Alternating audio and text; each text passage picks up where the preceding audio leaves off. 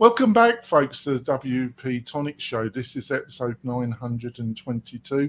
We've got a great special guest. She's a real expert on marketing, on positioning your business, your online business. She's got a lot of skills. I've watched quite a few of her videos, been quite impressed. We got Emma Schermer Tamir with us from Marketing by Emma. Love the name of the company, Emma. Would you like to give us a quick intro for me, Kirk, and the tribe before we go into the main part of the show, Emma? Absolutely. Also, very impressed by 922 episodes. That is a lot of episodes. So I don't have a hat, but if I did, I would take my hat off to salute you on that. Thank you, Emma. It's much appreciated. I'm happy to be here today. As you mentioned, I run a business called Marketing by Emma with my husband and business partner, Eris. We started this in 2016, so we're getting ready to celebrate our 8th year in business. And what we sought out to do from the get-go and what we continue to strive to do today is to help e-commerce businesses really find a way to connect with and convert their dream customers. And so that requires both an ability to understand who you are, who your customers are, and then how to position yourself in the market to be able to do that in a way that's going to stand out, attract eyeballs, motivate people to take action, to do whatever it is that you are wanting them to do. So that's us in a very compact nutshell. That was fantastic. Thank you for that. We're going to be talking about branding, why it's still really so important. It's a word branded around, but getting down precisely what that really means in the middle of 2024, I think is important. Emma's made some great videos recently around that particular subject. I think it's going to be a really relevant discussion. I've also got my great co-host this morning, co-host Kurt with me. Kurt, would you like to quickly introduce yourself to the new listeners and viewers? Sure. My name's Kurt Von Onen. I have a company called Mañana No Mas, a podcast with the same name. And I work with folks largely in learning and membership type websites, along with the WP-Tonic team and directly for Lifter LMS. Great. And before we go into the meat and potatoes of this great interview, I've got a couple messages from our major sponsors. We will be back in a few moments, folks. Hi there, e-commerce store owner. At Omnisend, we help more than 100,000 e-commerce customers just like you sell their products. We're an all-in-one email and SMS marketing platform that helps you reach your customers, grow your audience, and increase sales. In fact, our customers have seen incredible results with Omnisend, averaging $72 in revenue for every single dollar spent. And if you ever have a question, our award-winning customer support team is available 24/7 every single day. That's one of the reasons we have more than 6,000 glowing reviews and ratings all across the web. So get started with Omnisend today and start growing your business with better email and SMS marketing. We're coming back, folks. I also want to point out that the major sponsors has some great special offers. Plus, we offer a curated list of the best WordPress plugins and services for the WordPress professional, plus a newsletter. You can get all these goodies on one page. And how do you get to that page? Well, you go over to wp-tonic.com/deals. wp-tonic.com/deals, and you'll find all the goodies there, my beloved WordPress professionals. What more could you ask for? Probably a lot more, but that's all you're going to get on that page, folks. Sorry to disappoint. I've made a career of it. So let's go straight in it, Emma. I think you now have a feeling where the show is going to go. But you chose to come on it, so it's all your responsibility, Emma. So there we go. So, Emma, you've got a ton of experience, to run a marketing company, a small marketing company successfully for about 8 years. It's like cat years, isn't it, Emma? It's like you've been in business for 30 years, haven't it? Yeah, cat years and cat lives. There's a lot that's happened in that length of time, and lots of things that you have no idea how to handle or solve, and you just figure it out. I'll bet you've dealt with a load of madness, to put it politely. So let's get back on track. So, you've got this ton of experience, but are there any patterns or things you observe on a regular basis, mistakes people make about their attempt to build a brand, which continues in 2024, that you've observed, which you like to share with the tribe?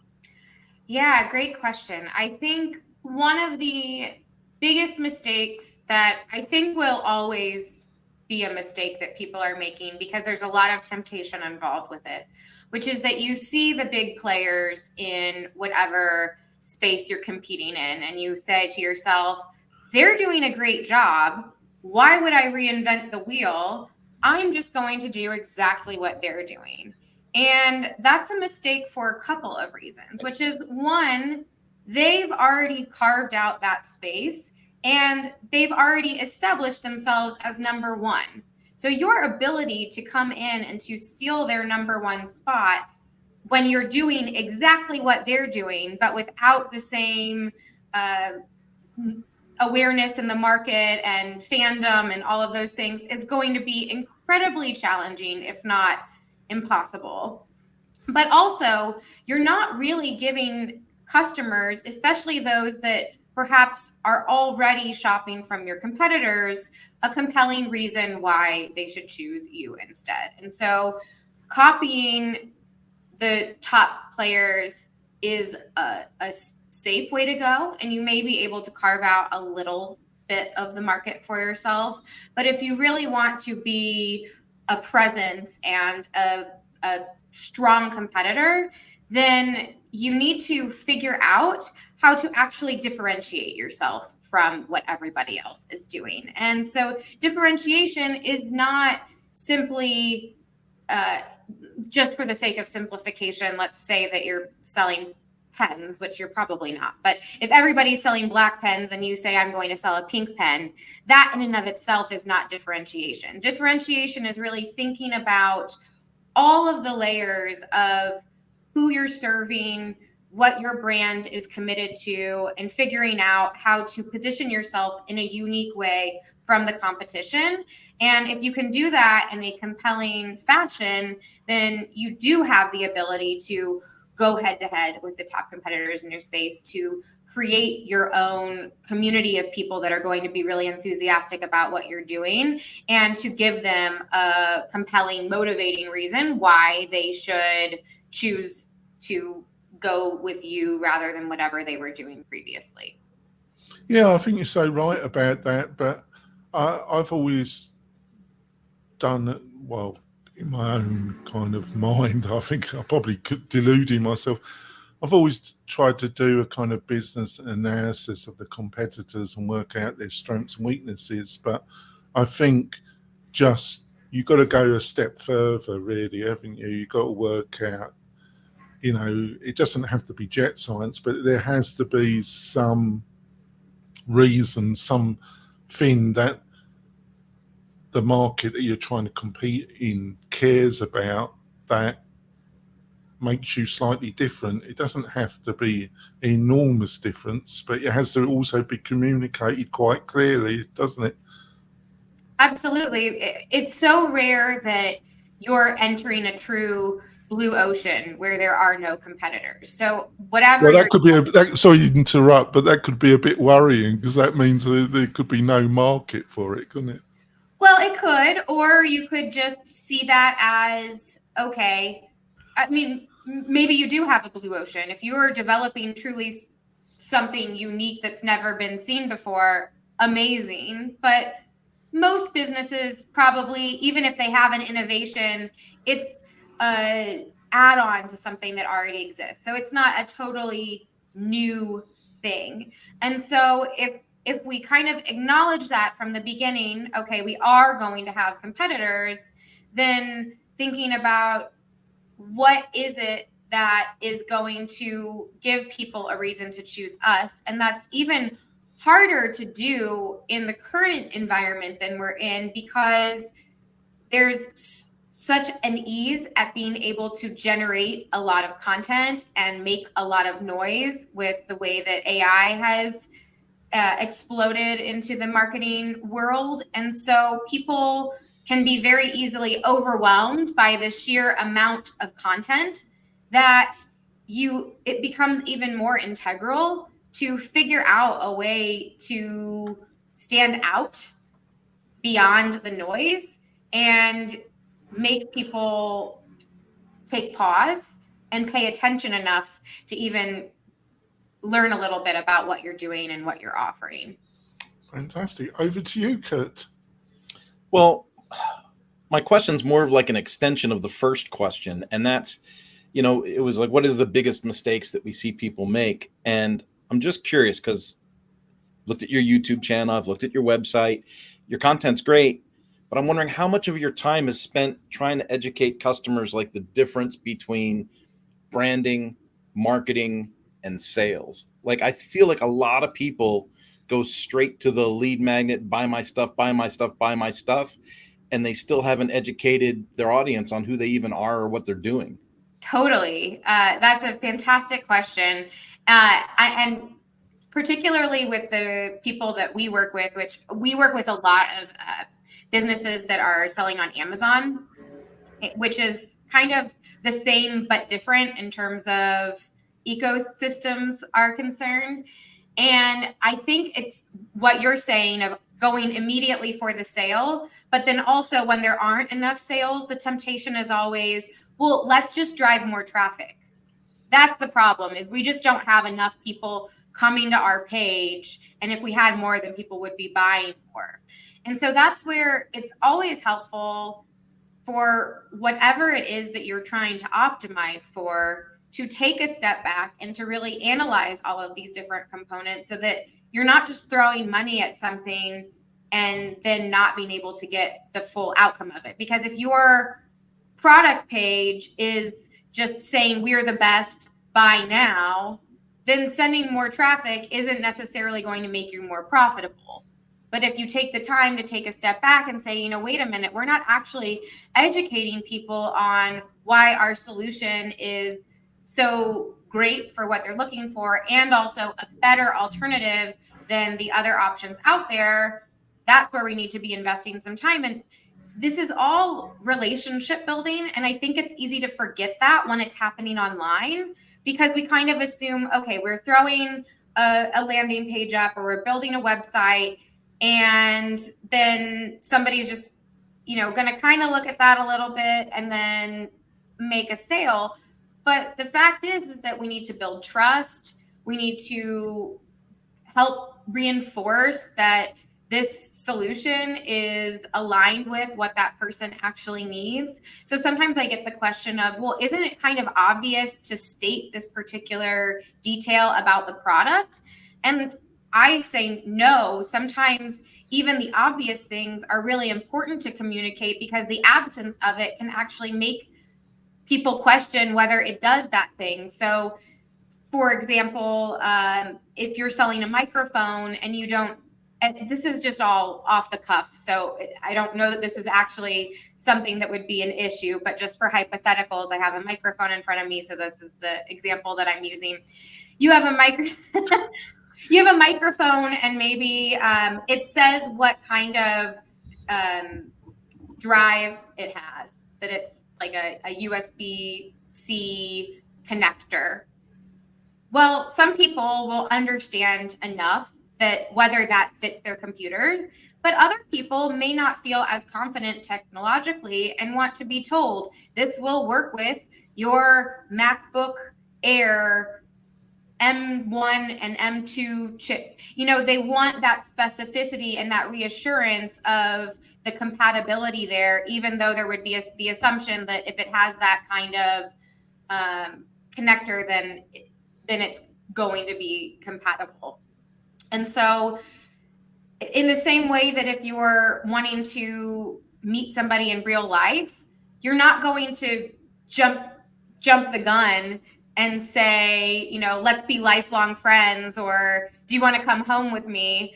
And in the same way, you shouldn't be doing that with a sale. You need to give people an opportunity to feel interested by you, to feel reassured by you, to feel excited by what you have to offer. And then asking for the sale is really just more of a natural transition rather than kind of aggressively coming out of the gate and trying to be forceful or manipulative or overly aggressive in a way that can actually be off-putting. Yeah, I think that kind of launches into the second question a bit. And that was, for people listening to this show, what are just a couple of things the audience can do that gets them on the right track? So if you don't have a customer avatar, I strongly encourage you to go make one. For those that are not familiar with that term, a customer avatar is essentially a profile that you create about your target customer. And you can have a few of these if you sell to a few different segments. And this should be very, very, very detailed, to the point where when you read it, you instantly conjure an image of who that person is. And what that's going to do is that's going to allow you, when you're sitting down to write your copy or reviewing the copy that somebody else wrote or making decisions about other aspects of your business, you have that person in your mind and you're able to make choices based on how you think they will respond to it, rather than just generally talking to a mass of undefined potential customers. So that's going to really strengthen all of the choices that you make so that they are not just diluted by trying to appeal to everybody, but by speaking to a very specific person. And this is a great area also to integrate AI into your process, because you can use a tool like ChatGPT or Claude or whatever your preferred AI chat tool is to help build out a customer avatar. And you can even do that by feeding it the content of your website or of a competitor, or having it read a bunch of reviews, giving it some other data that you might have on your customers, and then asking it to build a profile around that. And of course, then making sure that to validate all of that information, that it's aligned and it makes sense, and adding to it and building it out. But that can also take a little bit of the resistance that you might feel in the hurdle of doing that. So that is absolutely something that I would recommend. And then in tandem with that, actually turning that same exercise back onto yourself and building out a brand identity profile. And the exercise that I like to encourage people to do is to actually imagine if their brand were a person. So really, truly doing that exact same exercise for your customer avatar with your brand and building it out and thinking about what kind of clothes would they wear, how old are they, what's their sense of humor, what influencers do they follow. And so that is also going to give you clarity over the kind of language that you use, the jokes that you make, the references that you have, the colors, all of those things, making them far more intentional and then also aligned, because then every single person that might be touching something that is going to be out in the world is able to do that through the frame of, this is how our business. Yeah, I think you're making some great points there, because as you were speaking, what was coming in my mind is in the startup world, there's this term product fit, market fit. I think what you're talking about really is customer fit. And I've struggled with this myself, as Kurt knows, with my main company, WP-Tonic, who are our users. And I think doing the research, it's a bit like Rand Fishkin and his product Spark Toro, that particular tool. And I think there's going to be a new group of tools. It's one of the areas where AI might be more useful, is in this kind of market research, which traditionally, to do it well, costs a lot of money and time. And a lot of smaller people just can't afford to do it. So they do it by hoc, basically. But I think there's going to be a number of tools coming on the market that are going to enable you to do this market research more effectively. Would you agree with that, Emma? Oh, absolutely. The way that AI is transforming our ability to really get meaningful insights from the data that we have is already impressive. And I think, we're still just on the tip of the iceberg with all of this, especially as smaller businesses that don't have, if you're a large corporation, you already have access to a lot of these things, even the AI capabilities. You have your own LLM, and all of your systems are honed in. But I think that the access for even the smaller businesses is because I think our discussion so far, I think, and I don't agree with this, but some people would say that, this discussion is very nice, Jonathan, with Emma, but it's very, it's strategy. It's not really getting to the brass tacks of actually getting customers. My business needs customers. But what I think they miss is that if you really get customer fit, as I call it, if your landing page, if your key pages really, the core messages really echo to the customer, it all works smoothly. It's quite, when you see it actually happen, it's quite miraculous, really. But mostly it doesn't work because it takes a lot of effort. You don't get it right the first time, the second time, the third time, the fourth time. It's a consistent attempt to get that customer fit. Would you agree with that? Yeah, and it's not just that it takes trial and error and making mistakes, but people change over time. So let's say that you are selling something in the diet space, and it's maybe it's something to do with low carb. So the reference points that you're going to have when you're talking about low carb, those are going to be evolving over time, because 10 years ago, the hot diet was the paleo diet.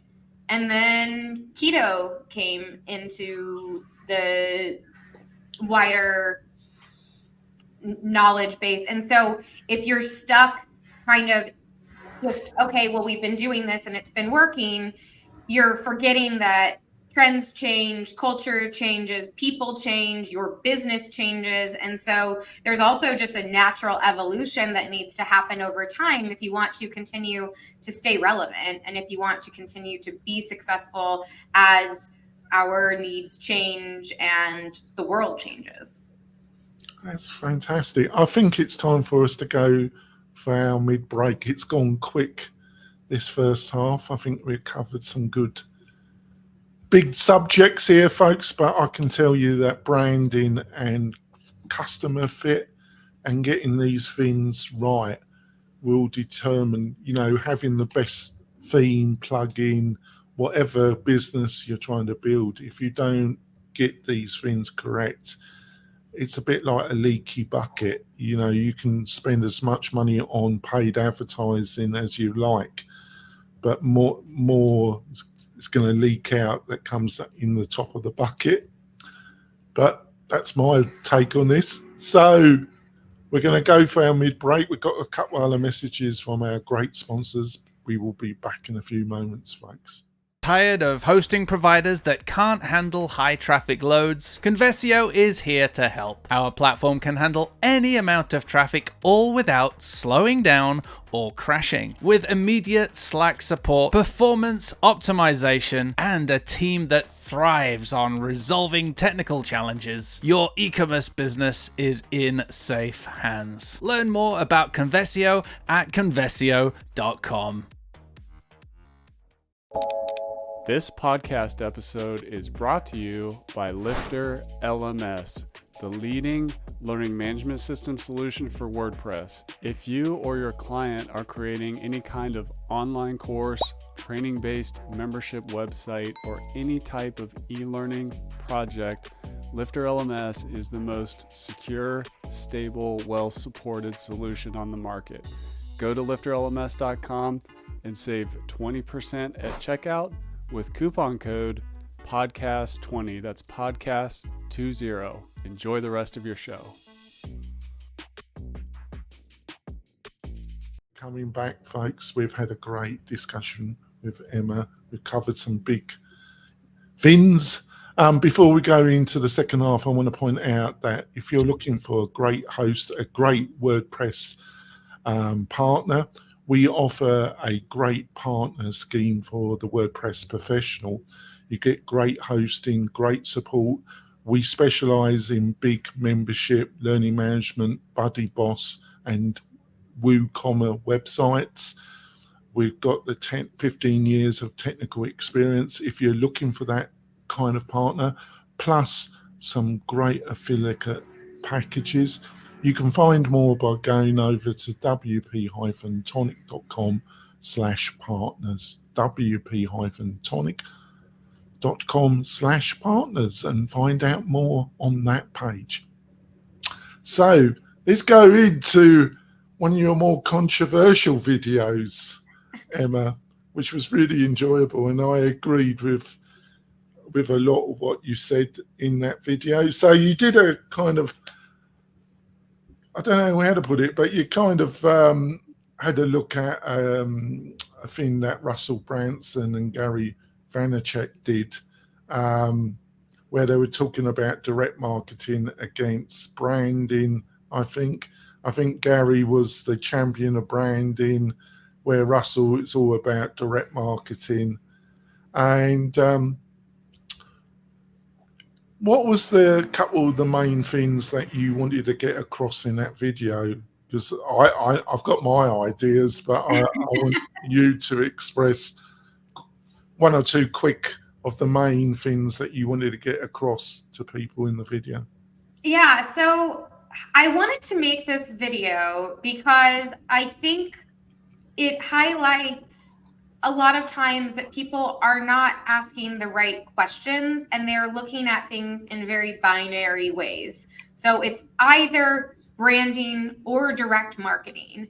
And it's kind of the same as when you see people on LinkedIn or anywhere else and they say, this is the one thing that will totally change your business. And I just think that that can be a really problematic conversation that steers businesses in the wrong direction. So a few of my main points. One is that I felt like Gary actually, in the video that I was responding to, wasn't really fully articulating what branding is. He was associating branding as really more of social media marketing and personal branding. So the things that you're doing online, which that is a piece of branding. And in the same respect, Russell was trying to differentiate his success and saying the only reason that he was successful was because of direct marketing, totally discounting all of the brand that he's built for 20 years or so now. And so I was trying to get down to this idea that branding is really happening alongside and underneath everything that you're doing. So even if you are putting together a direct response marketing campaign, all of the choices that you make about how you do that are going to be influenced by all of these things that we were talking about. Yeah, I think what you're saying is you sense he's putting the chicken before the egg, basically, aren't you? Essentially, and that he's kind of dismissing the fact that ClickFunnels is a very well-known company that even if people don't have active experience with, they've if they're at all in the digital marketing Well, world, the, they've heard of it. the contradiction I got from, I really liked your video, by the way. The contradiction is that with ClickFunnels and how they had these conferences and they were kind of, we're all in this community, and then he mercilessly attempts to upsell these people into very expensive coaching programs at these conferences. Because I've never been to one, but I've had a couple of friends that have gone to them, and to say it's high pressure would be the understatement of the century, basically. But they're all marketing types, so they should know what they're getting into. But it's a great branding exercise what he achieved. That's the contradiction, isn't it? Exactly. He built a fabulous brand, didn't he? ClickFunnels. Exactly. And he has a strong personal brand. He has a number of books and speaks at lots of other events and has his whole persona, which is directly supporting ClickFunnels and all of his other business ventures. And so I think, and this isn't specific just to Russell. I think that this is actually a common thing that we see across many of the business gurus out there, is they try to separate out all of the success that they've created already and then say, oh, it's just this tactic and it's not these other things. And so if you're going in and expecting like, oh, I'm just going to have instant success and make all this money because I just follow these few things, there's a high likelihood that you're going to be very disappointed, because there is more to it. I tend not to follow a lot of these types, to be quite truthful with you, because I think they've got to a stage that of market awareness that you don't know what their new insights are really would be effective for somebody at my state level. The only person that I really listen to, and I wouldn't say I agree with everything, but I get still more insight really, is Professor Galloway of the Profitology podcast. I don't know if you listen, he's a leading branding expert, but he still seems quite down to earth, even though he spends a lot of time counting his millions. But there we go. Good luck to him. But the reason why I bring him into the conversation is that with a lot of things, there's I'm struggling for the right word. Sorry. There's two sides of it, basically, because you've got Amazon, haven't you?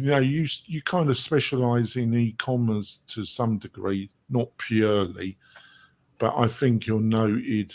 It's a Shopify. We'll forgive you for that, actually, Emma. We know sometimes the people are new to the dark side, but there we go. You can't, so I'll give you a break for that, all right? But e-commerce, it's dominated by this squid-like creature called Amazon, this octopus, and they're in the process, aren't they, with their own branded products in totally destroying branding, aren't they? They want you to go to Amazon, buy their own branded products that appear as suggestions whenever you're looking for a branded product, aren't you? So you got this duality. That was the word. Yeah, I mean, they're in legal hot water for some of. Well, they always have it, that behavior in particular. It's a really interesting space right now, because I think anybody would say that Amazon, without a doubt, was just going to be an impossible to unseat, presence in the e-commerce world. And TikTok and some of these other companies are creating some really interesting competition. Amazon Prime Day is next week. And so this week, Walmart, Target, and TikTok are all running their sort of pre-Prime Day deals weeks. I don't know if it's kind of to drain everybody's pocket so that by the time it gets to Prime Day, people have spent all their money. Suck to the marrow bone, or maybe buy your weekly shopping in 4 monthly payments. Right. Yeah. So yeah, it's a very interesting world right now of what's happening there, and I'm frankly a little bit surprised by it. Feels like Amazon isn't being quite as clever about how to try to maintain its dominance as I would have thought. Well, I forgot the author. I forgot the action, but there's this concept that companies go into kind of 3 stages, don't they? And when they're in the 3rd stage, it's no longer offering value. It's sucking as much out of the existing customer base as possible through subscriptions, hidden charges, cutting back on service levels. It's basically a continuous increase in costs and cutting costs process, don't they? Because they're no longer in a, and I can't really see, apart from purchasing, I really can't see how Amazon can grow much more legally or in market share. I don't know if you share that view at all. Yeah, that's an interesting. I haven't really given that particular point much thought to say whether I agree or disagree with that. But I do agree with what you were saying in regards to how where they're getting their profit from, because a lot of they have continued to increase their fees for sellers on the platform. The advertising money that they get from sellers is a very significant portion of their revenue. That's a nice little cash. Well, Bezos needs to buy another enormous yacht, so he needs the money, doesn't he? That's the kind of humor that gets me into so much trouble, Emma. Kurt, over to you. She's just got me thinking about if I need to buy that welder off the TikTok shop or not. It's well, and so that's one of the things that I was saying. So I have some friends who are also influencers. And so it's interesting because I see a lot of different sides of the e-commerce space. And so Amazon in particular, they're really losing favor with a lot of brands that are selling on their platform because of increased fees and how expensive it is to advertise. And it's just hard to be profitable. And then on the influencer side of things, which we know they're massive drivers of sales, they are getting almost nothing through their affiliate links with Amazon. And so if they have their choice of linking to an Amazon product or something on TikTok shop, it's without, they're business people and there's just more to be had with that. So why wouldn't they do that? And so, just kind of across the board, there just seems to be a little bit of reshuffling right now. And obviously there are a lot of dynamics and questions of what's going to happen to TikTok and that, but it's definitely an interesting thing to be observing and watching over this next few years. Yeah. If we were to switch gears and get more personal, the question I've got for you is 8 years now. So what were a couple of the biggest mistakes on your journey in growing this online business that you could share with an audience? I mean, obviously don't tell us what your bank numbers are, but what are a couple of biggest mistakes that besides having a Shopify website instead of WordPress? Can I add? We'll forgive you. Can I add, Emma? You seem, for somebody that's been in 8 years on the online marketing space, you look remarkably calm, Emma. Because most people, if they're in the marketing, running a marketing agency, I know quite a few of them. To be truthful, Emma, a lot of them are totally bonkers by 8 or 10 years into it. I mean, they're gone. They're gone totally wacko. Yeah. Sorry, I just thought I'd say that. I mean, it really depends on the day. We've definitely have been bumpy patches where things have not been easy, but I think one of the things that I've also always optimized for as a business owner, long term. In the short term, it's impossible. Things happen and you just have to fix them because it's your business. But long term, one of the things that's always been really important to me is lifestyle and being able to be a real human outside of just being a vessel of my business. And so I walk every morning and I journal and I read, and those are must-have parts of my day. And I think that if you're not really intentional about carving those out, and I haven't in the past, and that's honestly one of the mistakes that I've made, is losing myself to this business. And come on, Emma, we want to know. Give us a couple of the big shit shows, and how you got out of it. Give us some insights, Emma, if you want to. Come on, give us a real disaster and how you got out of it. Well, let's see here. There must be a couple. You've been 8 years in the marketing agency space. There must be. Honestly, we haven't had any major disasters. And I think and that's partially one of the mistakes that I would also say, which is that I play safe and I have a perfectionist side of me. And so I think I could have achieved certain things that I would have liked to achieve earlier, or done things. Like an example, you've mentioned that I have a YouTube channel, which I started really actively publishing on in November of last year. And that was something that 5 years ago I thought about starting, and I didn't. And I didn't for a variety of reasons. But, one of the things that it happens in business is you have a lot of excuses for why you shouldn't do the hard and scary things, because you can just say, well, I'm just so busy with all this other stuff, which is, if you find yourself saying that might be a moment to pause and reflect and answer if that's really true or not. But I think from a lack of confidence and fear of putting myself out there in that way, and who was I to say that I had something worth saying, I really resisted that, and I regret that massively, because I would be 5 years ahead. The space was different. I think it was easier to grow there at that time. And who knows what kinds of opportunities and doors that would have opened had I done that. So I knew that it was something that I wanted to do, and I convinced myself over and over again that it wasn't the right time.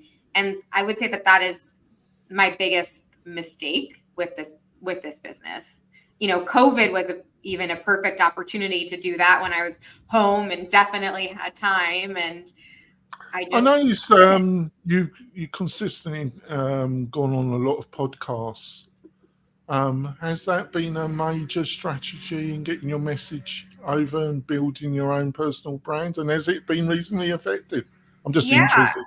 Yeah, I find, first of all, podcasting is great to get over any hesitations and hurdles you have about being on camera. So I used to, it was so painful for me to have to watch myself and hear myself talk. I don't watch these shows. I can only stand about 5 minutes of myself, actually, Emma. Yeah, I mean, I'm not putting myself on in the evenings and relaxing and watching my own videos, but yeah. I have learned to be able to listen without utter revulsion. And so it's been really great for that. I love podcasting because it's very evergreen. So I still have people that reach out about podcasts that I recorded 4 or 5 years ago, which is amazing. it's a great way to grow your network. I mean, going on other people's podcasts. I noticed that you've gone on. Yeah, that's what I'm talking about. I could. So for me, I feel like when you asked to get personal. So when people were inviting me onto their podcasts or to contribute to their courses, I felt like that was them saying, okay, you have something worth saying, validating that I was an authority and had an opinion worth hearing. But being able to do that for myself, that was something that felt so ridiculous and brazen and crazy. And so it really took a lot of time before I realized, okay, I don't actually need the permission of anybody to say the things that I want to say. Oh, it never stopped me. Never. The other thing I've been quite surprised because I've been trying to get on other people's podcasts, but I've been a bit lackadaisical. I might ask you for some tips there after the show, actually. But when I've been on others, and I'm not having a go, hopefully you would agree that there is an onboarding process for coming on this podcast, and we send you a broad outline of some of the areas that we're going to cover, and you give us the okay if those areas. And there's some structure to the madness, even though if you're listening to this, folks, there seems to be none. But I was surprised when I've gone on others, like they send you the link like 10 minutes before you come on the show, and there's no outline, and you have no idea of the format of the show unless you do it yourself. I've been amazed. Would you agree with that? It's a wide spectrum. So yeah, I mean, there's some that it's the time we're supposed to be recording and I don't even have the link yet. I'm emailing 5 minutes after, hey, we're still on. And then there are also others that we do an onboarding call before. Yeah, it's like free onboarding calls. It's like it's like a job interview, isn't it? Yeah. Without the paycheck. Yeah. I mean, for me, the main thing I think is it's without question that there needs to be some preparation on both sides if there's going to be something valuable to listen to. There's, of course, the temptation, like we're professionals, we can just wing it. But that leads to a really disjointed, disorganized podcast. I would say the other thing is that you're both actively listening and having a conversation. And that's actually my biggest pet peeve with being on other people's channels or podcasts is, oh, cool. Next question. Oh, Kirk has walked off. Next. And you're just like, okay.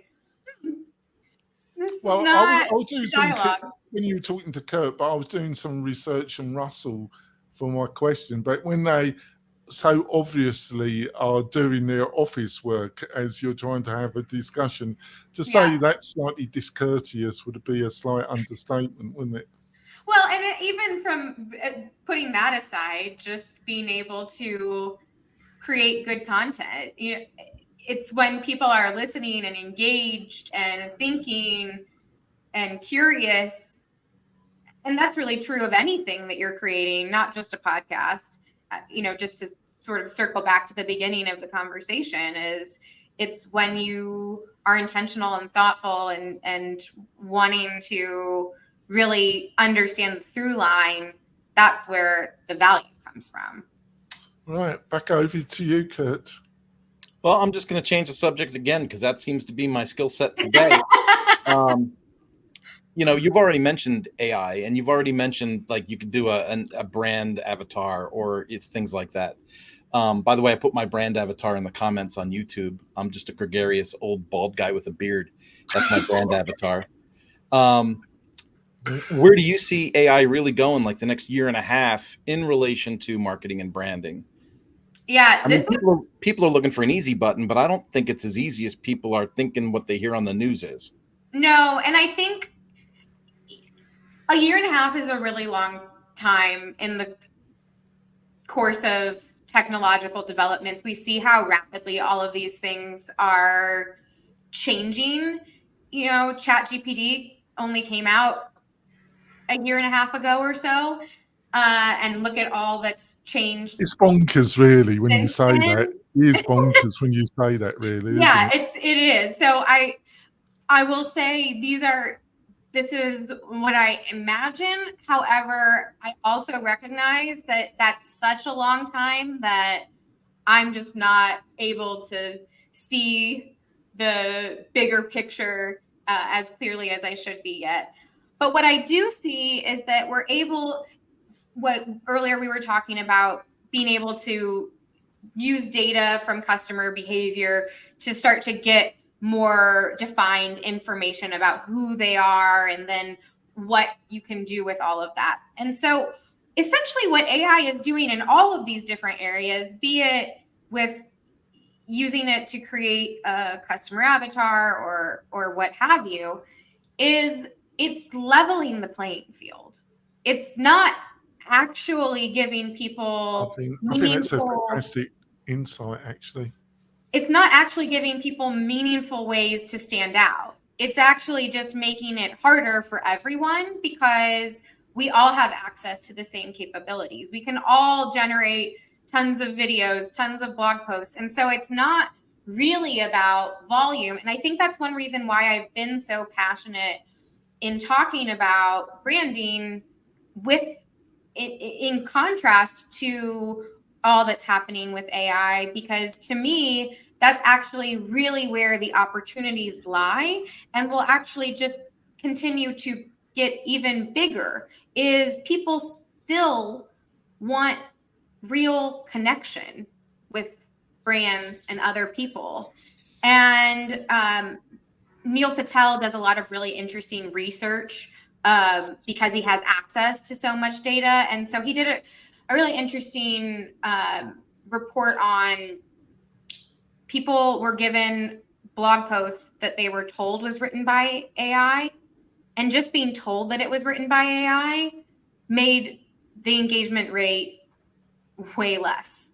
So it's not just that we want real engagement, it's that we as people are also skeptical of this technology and we don't want to feel It's a straight. I think you're finishing strong, Emma. I'm not being patronising there, because I think you've made some really fantastic couple of observations. The first one and then the last one. It's another duality situation. We love this AI, yet we're very cynical about it. We don't like it in the same breath, do we? It's a strange. right. Like when I listen to podcasts and I hear an advertisement and I'm like, oh, this was an AI generated advertisement. Like that voice that's not a real human voice. And yeah, I'm not real, actually. I'm just made from AI. Thank God. enough, That would be, if I was real, that would be awful, wouldn't it, Emma? That would be disgusting, wouldn't it? Let's get on with this because Kurt's got to go, and I know you've got better things to do as well, Emma. So let's go on to the last question. But you're finishing strong, Emma. So if you had a time machine, H.G. Wells or Doctor Who, obviously I'm English. Come on, England, you can win the European on Sunday. You can win. Lions, you can win. If you had your own time machine, Wells or TARDIS, and you could go back the beginning of your 8-year journey in online marketing, is there any tips, insights? It doesn't have to be an enormous, life-changing thing, but if there's one or two minor things you wished you had known at the beginning, what would you tell yourself? I would tell myself to hire faster, especially because my husband, as I mentioned at the beginning of this conversation, is my business partner. And in the very early days, how does that work, dear? Well, in the very early days, it was really challenging because we had too much overlap in our roles. And so it created a lot of friction. And once we hired somebody that was kind of like he could go to that person and then I could go to that person, not even about because it's the same things, but if he needs something from me and I like hate being told what to do, then that's not healthy. So once we hired somebody to be more of an office You admin, both could then tell that person what to do. well, it's just, he needs support for things and I need support for things. And if we're going to each other for that, then it's also not a good use of either of our time. And it's just, it makes things run smoother. So that would absolutely be something. I think in the early days, I sort of had this impression, I think also because my name is on the business and my face is on the business, that, well, I need to be doing all of it because this is my standard and it's a reflection of me. And I would say that I would also name the business something different. So I maybe didn't feel so much of a personal attachment to it. Yeah. I mean, I think it's good. Like overall, I've got to be honest with you. When you first approached, I thought you were something connected with Emma, the email marketing people. Mm-hmm. And then I did my research and I realized you didn't.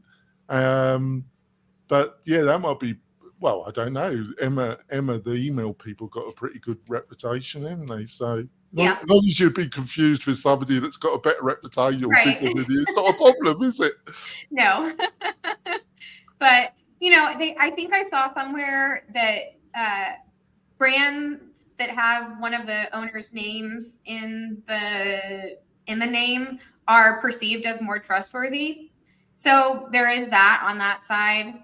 I'm happy with the brand that I've built. But as somebody who is a perfectionist, I think it's probably added a lot of unnecessary stress to my life to be that closely. Well, you seem quite calm, like I said earlier on in the show. So I think it's time to end this conversation. You've been up for it. You've had some great insights. You've dealt with my so-called humor with ease, as a marketing professional should be able to do, in my opinion. So, Emma, what's the best way for people to find out more about you, your company, and your thoughts, Emma? Absolutely. You can go to our website, marketingbyemma.com. You can also, if you just wanted to dive in a little bit deeper to some of these topics that we've discussed, you can check out my YouTube channel at Marketing by Emma. But our website has all the contact details that you could want or need, everything from email to WhatsApp, phone. We're very accessible and available and love connecting with people and exploring how we can help them.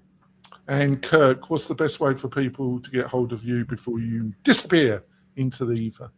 I am the only Kurt Von Onen on LinkedIn. So if you'd like to connect on LinkedIn, I'm easy to find. That's fine. He's got to go off quickly to a online forum that he manages. Thanks, folks, for listening. It's been a great discussion. If you want to support the show, please share this podcast and YouTube interview on your favorite social media platforms. That would be really appreciated. We'll be back next week with another fabulous guest, some insights, a laugh.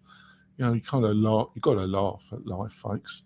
Like I say, friend more, love more, tribe. We'll see you next week, folks. Bye.